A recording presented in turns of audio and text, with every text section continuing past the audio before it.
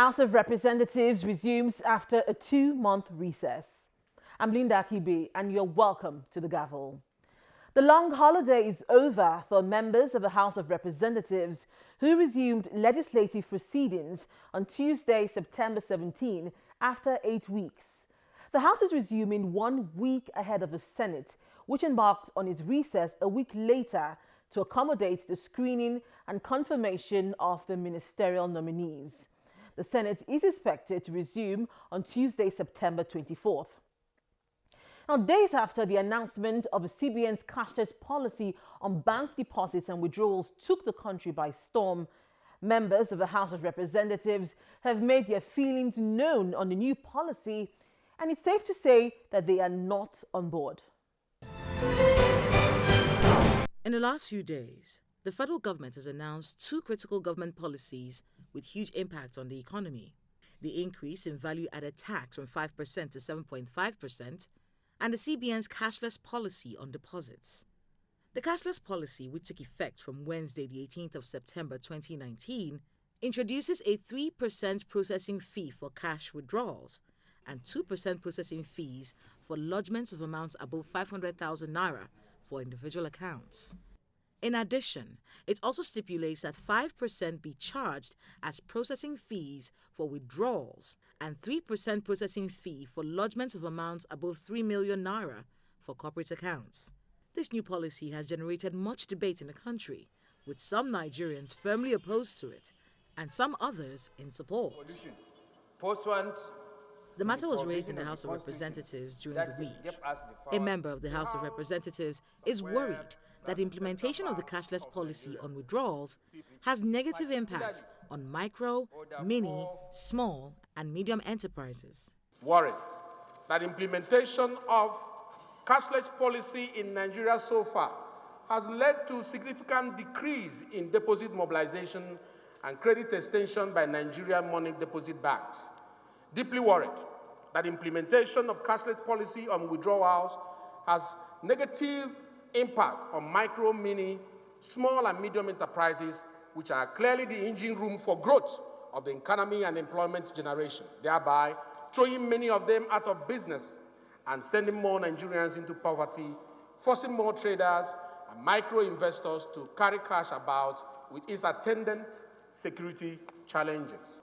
Concerned that these overbearing burden aimed at closing down majority of micro, mini, small, medium businesses in Nigeria is aimed at enriching Nigerian money deposit banks owned by a privileged few without any known financial contribution to the consolidated revenue fund of the Federation. He makes a recommendation which the House supports and passes. The House resolves to 1.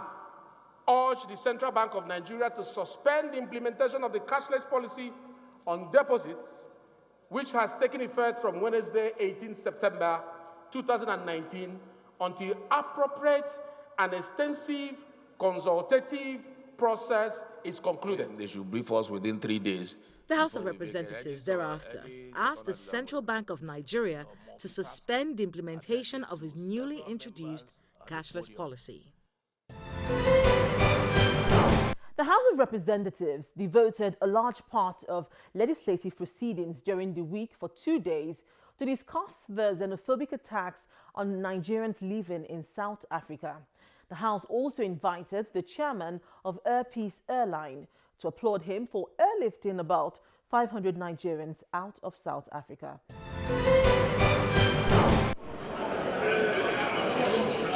It was the first plenary session for members of the House of Representatives after a 2-month recess.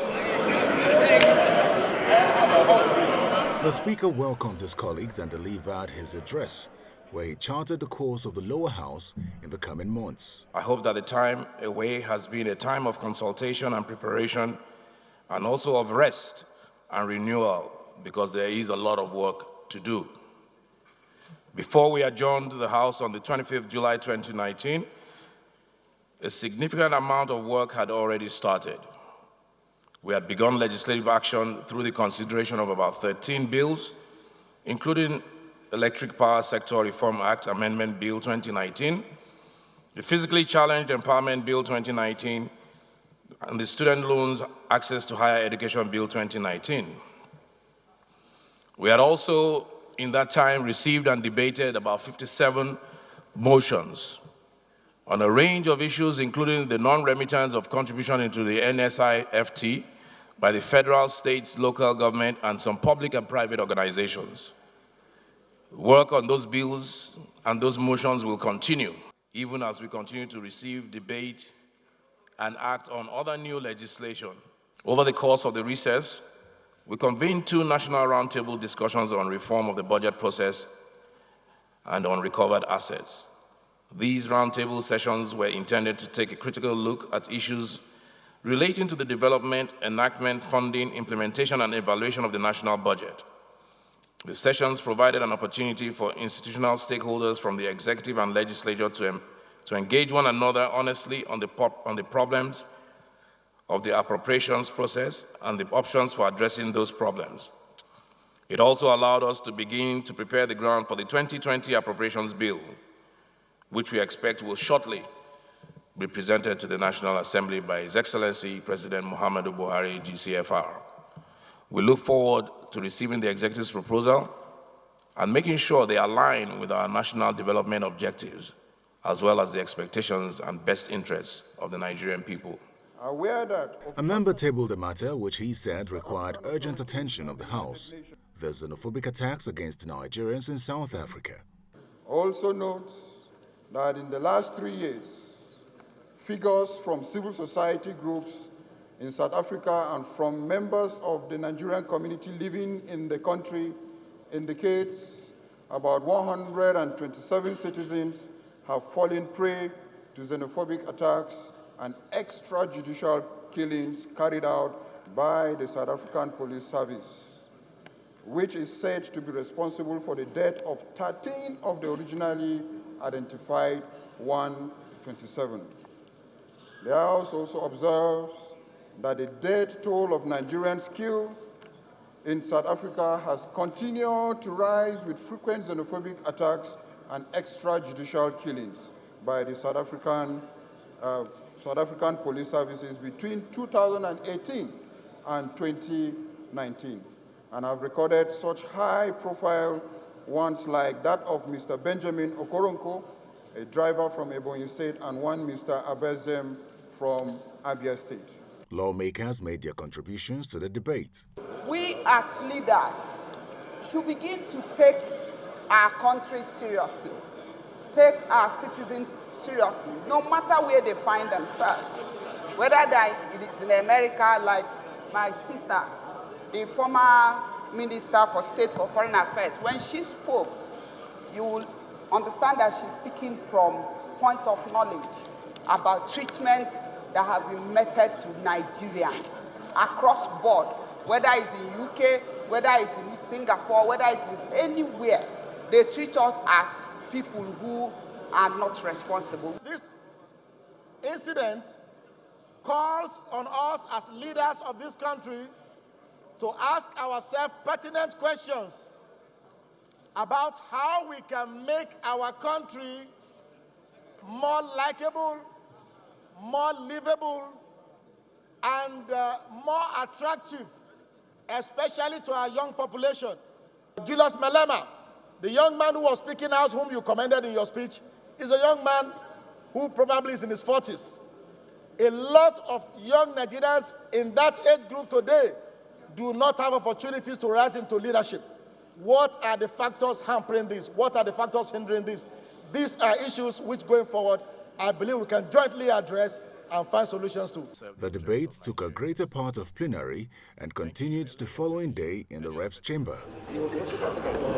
This time, the lower chamber received the chairman of Airpeace, Mr. Onyema, to show appreciation for airlifting Nigerians from South Africa after the xenophobic attacks for free.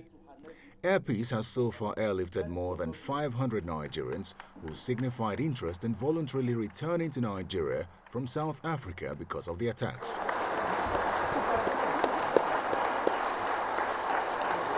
He explains to lawmakers the reason behind his action. South Africa never wanted evacuation to take place.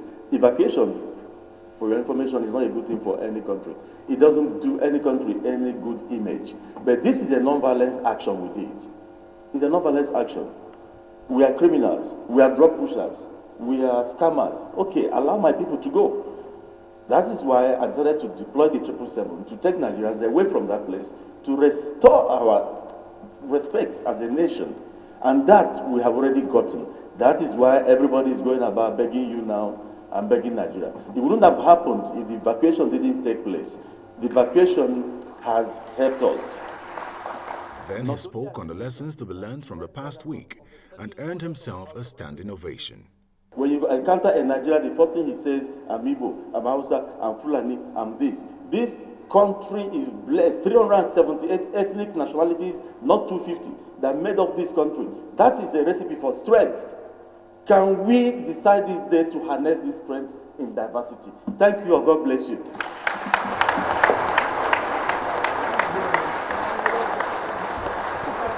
The lawmakers held nothing back during their contributions. All we know him to be is a businessman and a very thorough Nigerian. At the adversity that we met in South Africa, he stood up for our people. I must say it clearly, Mr. Speaker, that this gentleman has manifested and exhibited himself as a selfless businessman, someone who keeps to himself the interest of Nigeria even against the interest of his business organization. When I was homeless, you gave me a home.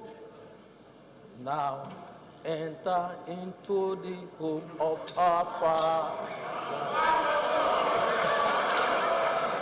Then came the moment to match words with action. The House do resolve to urge the federal government to honor Barrister Onyema with a national honor, so that he can continue to do his wonderful works and encourage other Nigerians to do same.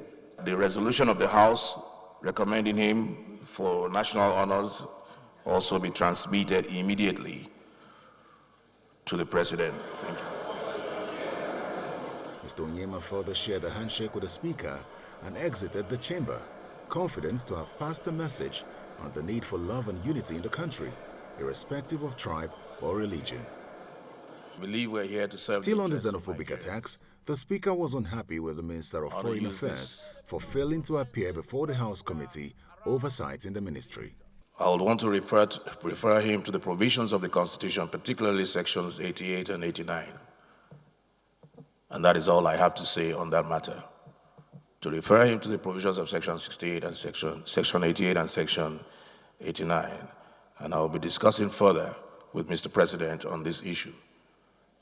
I think respect is reciprocal. If the House invites any member of the executive in our pursuit of happiness for all, then I think that should be respected. The Minister of Foreign Affairs, Mr. Jeffrey Onyema, released a press statement where he explained that there is no truth in the allegation that he refused to appear before the House Committee to brief members on his efforts to address the plight of Nigerians in South Africa. He stated that he received a letter of invitation from the office of the Speaker to a meeting with the leadership of the House, and he in turn replied in a letter to the Chief of Staff of the Speaker, informing him of his inability to attend the meeting because it coincided with the weekly Federal Executive Council meeting. He further explained that he mentioned in the letter that he looks forward to a meeting at a better time. Mr. Onyema further stated in that press statement that he remains respectful of the National Assembly.